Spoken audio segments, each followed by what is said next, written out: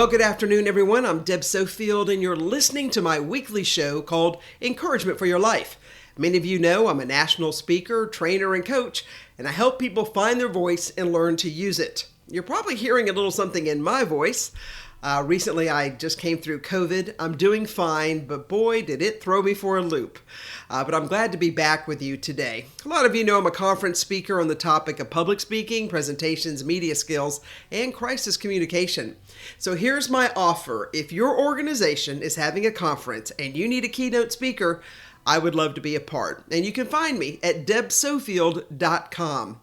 I've got a number of great books on the market. My book series, Encouragement for Your Life, Tough Love Memos, to help you fight your battles and change the world, are available on Amazon, as well as my book, Speak Without Fear, and my latest book, which is called Perfecting Your Platform. Just go to Amazon, type in my name, Deb Sofield, and all my books will appear. All right, on with today's show. My theme for today is a good one. Friend, the past is a place of reference, not a place of residence. Stay with me and I'll tell you more. So a few years ago, I had a client tell me about a family situation that happened when she was in high school, in which, due to unforeseen circumstances and due to the economy, her family had to declare bankruptcy. And in a blink of an eye, their lives had changed. Now, although that would be traumatic for any young person, this young lady's parents held the family together, vowing to rebuild and continuing to provide to the best of their ability for their kids. Instead of allowing that experience to define this young woman's future, she simply used it as a place of reference in her life and not as her residence. Like her family, she picked up the pieces of her new life, put it back together the best way she could, and then she graduated high school, on to college, and is now in the workforce. I know this young lady because I am her business coach, and I've watched her pursue her dreams through the years. She wasn't born with a silver spoon in her mouth or who had parents who could pay for everything. No, she mapped out the cost, laid out a plan, pursued every aspect of what she could control, and was rewarded for it. I gotta tell you, it is so exciting to see people who put in the work, have success, and then move on in their amazing life. So I want to use that idea today that your past is simply a place of reference and not a place of residence in your life, if you'll make it so. Listen, you and I know so many people who say they can't go on because of what happened in their past. It seems to be the excuse they cling to when life isn't what they want. You hear these people tell you things like they can't do it because of some issue in their past or present that, quote, keeps them down. These are friends that you and I have who tell you over and over that it's always someone else's fault. It's someone else's fault they haven't achieved a simple goal. It's someone else's fault they haven't been given a break. It's someone else's fault they haven't found their golden ticket, or someone hasn't discovered them. It's always someone else's fault that they didn't get what they want or think they deserve. Now listen, if you're like me, you've heard every excuse in the book, and if you're like me, you're not impressed with any of them. You know what I've always marveled at? It's one of these things that just honestly I think about probably more than I should, is that so many successful people that I know came from nothing. And I mean nothing. I have friends who were orphans, others who were abandoned at young ages, others who didn't have shoes or a bed or a home or anyone to check up on them, and yet, at some point in their life, they figured out how to beat the odds. Oh, they remembered their past. They just didn't let it define them, and they certainly don't live there now. Now, I've got to contrast that to others I know who were born with a platinum spoon in their mouth, who now work, and I put that in air quotes, at the family business, because no one in the real world would ever hire their lazy, self-absorbed, half-witted, not wanting to work self. Listen, for them, their past is a palace of residence that they're unwilling to leave. I'm sure you've seen both in your network or have some version of these types of people in your lives, but let me encourage you to remind them that living in the past isn't great for their future.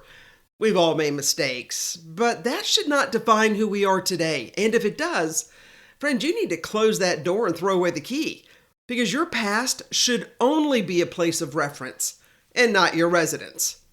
In my past radio shows, I've given plenty of lists of some of America's most famous people who we all know and who at some point in their lives were told to pack it up and go home because they would never make it. And while I'm sure the cemetery is filled with almost famous people today, the world is filled with those who would not give up, no matter what they were told by others.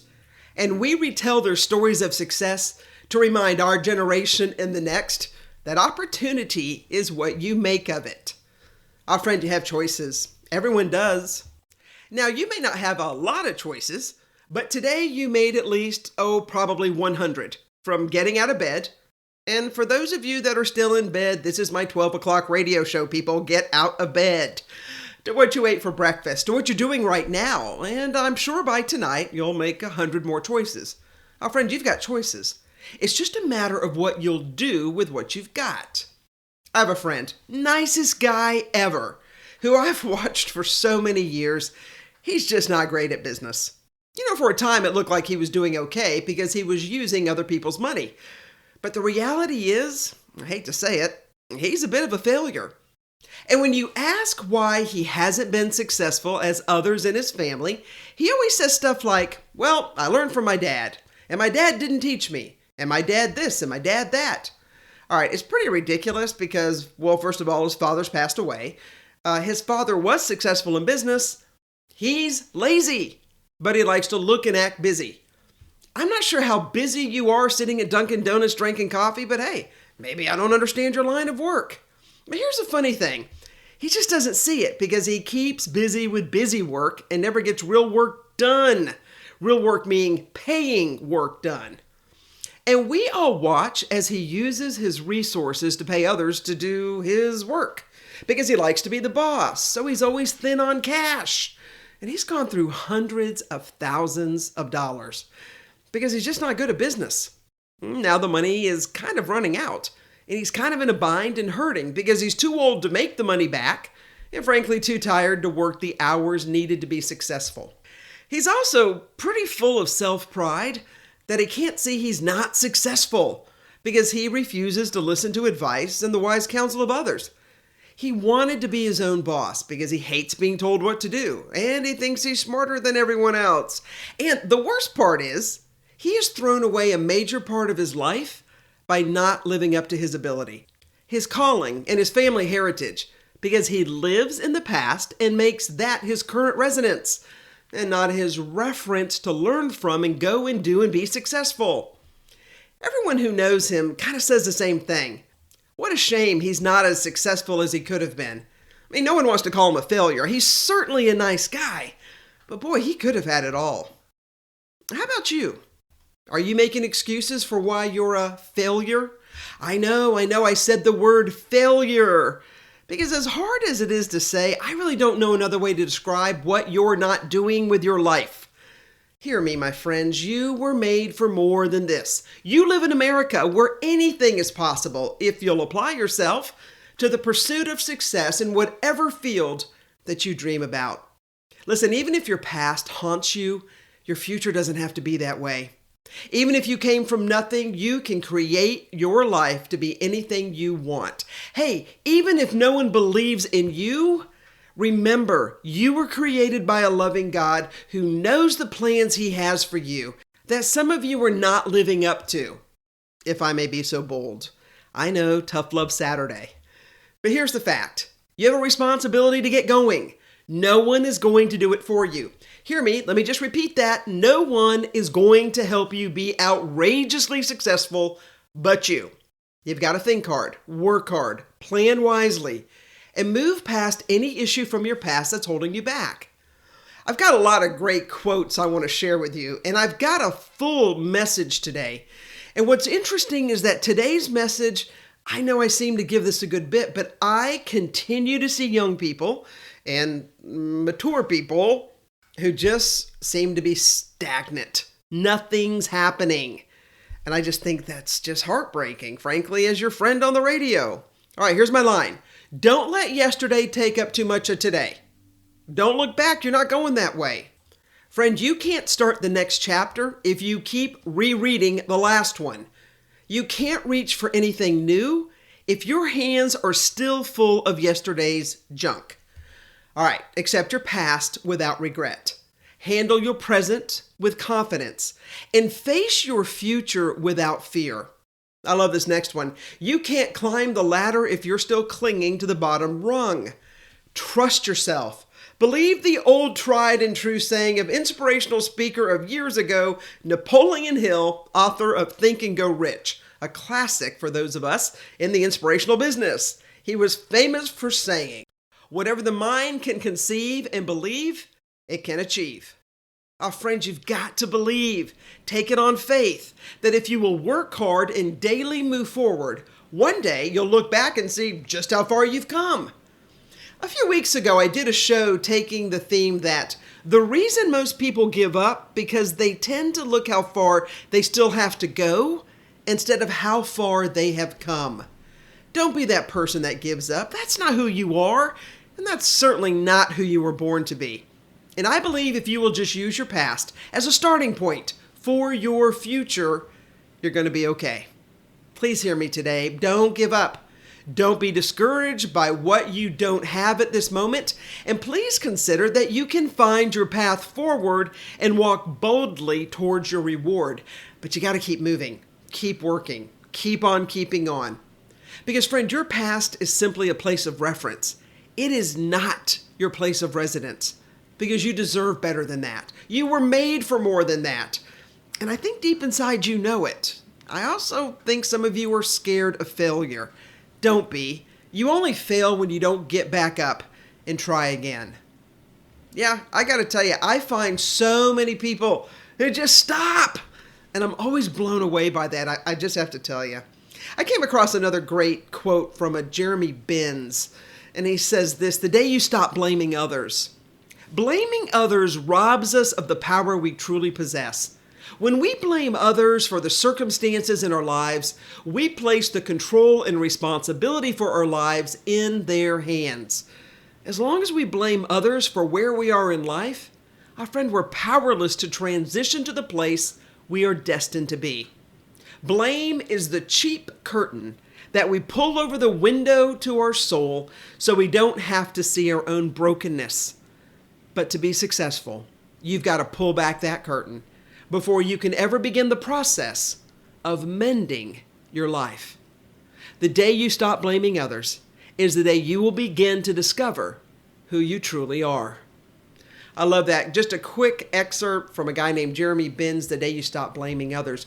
We're going to take a quick break. I'm going to come back and I want to talk a little bit about when you blame others, what that does to you and how it really stops your forward motion for outrageous success. I'm Deb Sofield. You're listening to Encouragement for Your Life, believe it or not.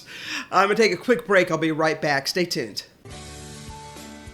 Hi friends, Deb Sofield here. I'm a national speaker and an executive speech and presentations coach. I've been in the battlefield of politics and business for over 30 years. I know and understand how the game works.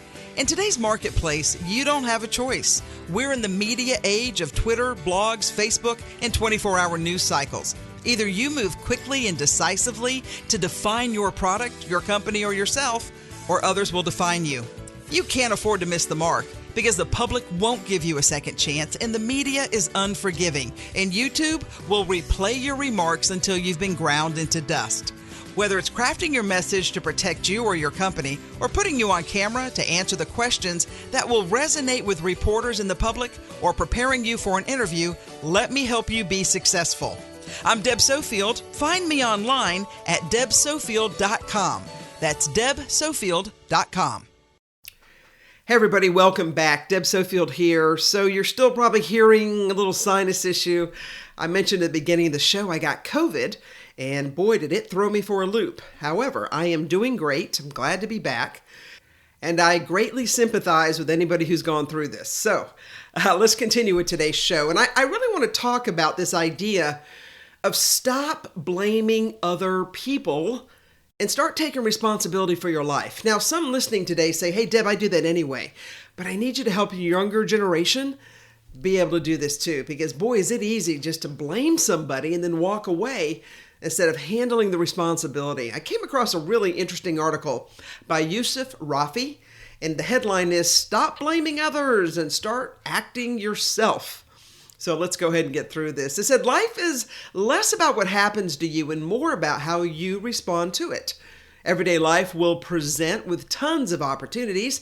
You'll either take them or you'll pass. Not everything in life will go as planned. Things will get messy, people will leave. But friend, one bad day cannot define your whole life. But one good day won't stick with you either. Surely you cannot blame how life unfolds your journey. But you can take the driving seat and control the direction of your life anytime. The author says, I just crossed the good old age of 30, and he says it's a smart age to realize that it is a perfect time to take things seriously and stop moaning about his life. It's time to take responsibility for things that happen to him, not just his family nor his friends. They can't live his life. It's he who needs to make this journey.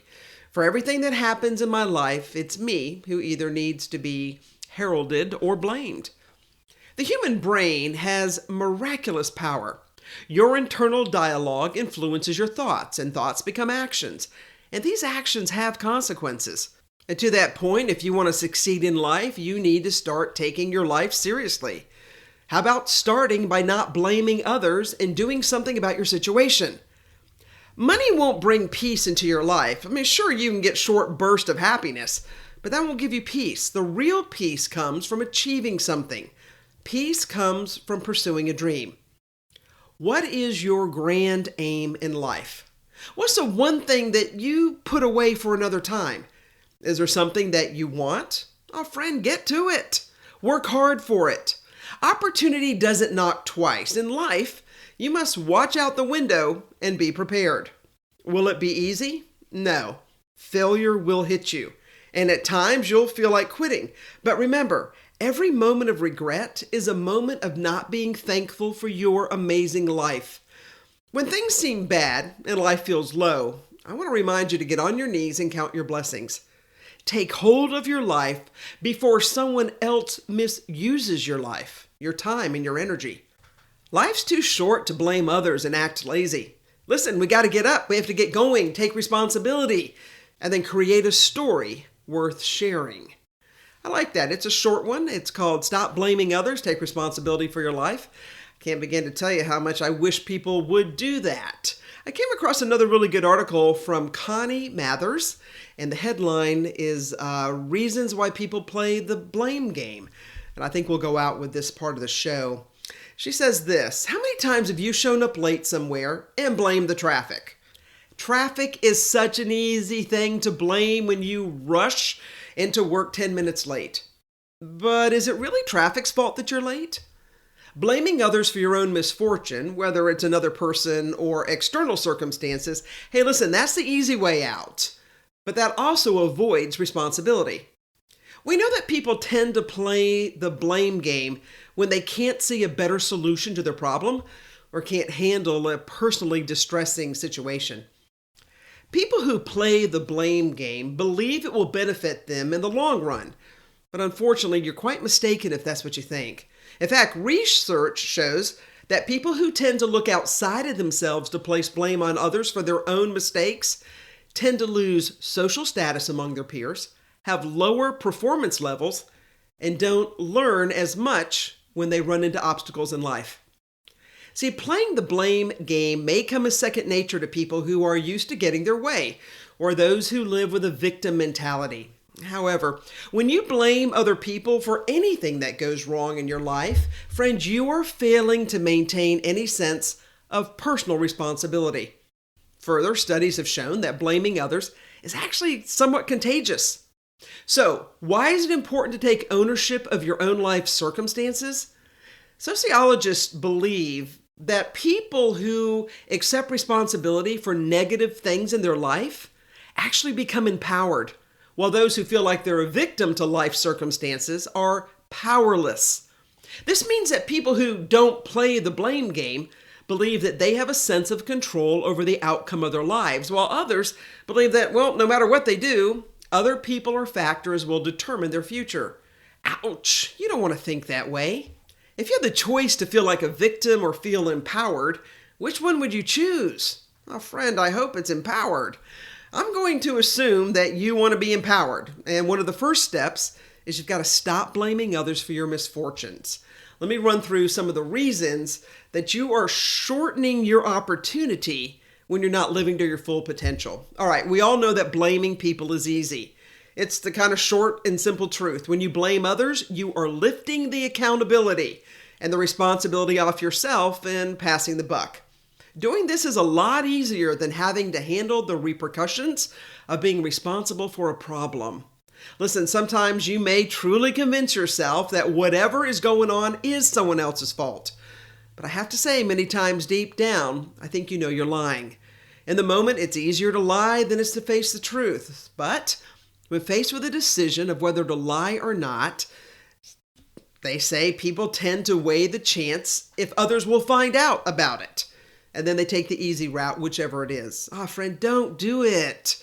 Number 2, blame works well as a defense mechanism. Listen, you don't want to acknowledge your shortcomings or wrongdoings. None of us do. It's a whole lot easier to blame a poor outcome on someone else. We use defense mechanisms such as blaming others to protect ourselves from potential feelings of guilt or anxiety. Because shifting the blame onto someone else, well, we can sidestep responsibility and our own behavior. 3, some people blame others if they feel like they are losing control. It's easy to panic if you lose control of a situation, and often one way to feel like you are regaining control is to blame other people. For example, let's say you're in a heated argument with your spouse or friend and you lose control of your emotions, leading you to say something that's very hurtful. You may blame the comment on the fact that that person was mean to you in the first place, when in reality, let's just be honest, you felt powerless in the heat of the moment. And because of that, you reacted in anger, which was the emotion you showed that really shows a deeper feeling of being powerless. Listen, don't deny your personal responsibility for your behavior because you feel or felt powerless at that time in that conversation. It only becomes worse if you don't step up and take control. Listen, blaming others also protects our fragile ego. Listen, I get it. It's kind of a form of social comparison. If I blame you, well then, of course, I'm right and they're wrong. But you know what? Over time, people are going to be very weary of that. You don't want to be that person. Sometimes I think people play the blame game to help explain a situation. If something goes wrong, you feel the need to explain why it probably happened. And blaming someone else kind of helps you, in a sense, locate the cause of the problem. But the fact is, people will see this over time because folks really aren't as lazy or incompetent as blamers like to assume they are. And then, of course, blaming others excuses our own actions. Sometimes blaming others can give us an excuse to hurt other people or act in a way we wouldn't normally act. When you blame someone else, you're trying to justify your action, to reduce your mind's natural inhibitions, because you know that you're acting in a way that's probably socially unacceptable. I mean, think about this. It's like when someone cuts you off in traffic, and then you hurry to the next light so you can yell at them. All right, listen, they cut you off in traffic, no doubt. But don't use your bad behavior in a sense to get back. You're better than that. And the fact is, if you are not careful, blaming others is going to do great damage to you in your career. I think it's probably best stated, people feel an unrealistic demand for perfection. Everything in life tells us this way, whether it's online or books we read or people we listen to. We tend to blame others for mistakes because we really don't like to face the fact that perhaps we're not fully developed as we'd like to be. Blaming others is an act of defense. We know that. But friend, if you're constantly defending yourself, you're probably not opening up yourself to things that are new and other people could offer you to help you learn and grow through your life. So let's think about this as more of a personal responsibility, as a way to learn from our mistakes and the mistakes of others, and accept the tendency that, listen, mistakes are okay. We're just going to work to do better so we can be better. One way we do that is by stop playing the blame game. I edited that. Her name is Connie Mathers. She had a website called Develop Good Habits, and I just got to tell you, I liked what she had to say. Listen, I know it's easy to blame others. People make you crazy. But at the end, I want people to see who you really are. The fact that you are strong enough to take the hits and keep going.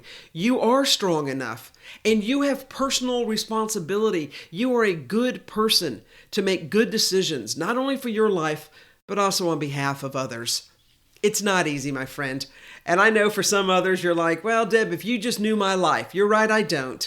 But I also know that you are amazing. You can do well. You can work hard.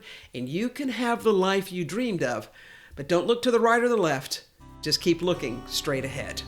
All right. I'm Deb Sofield. You're listening to Encouragement for Your Life. I hope you'll join me next week. Same time, same place. Have a good one, everybody.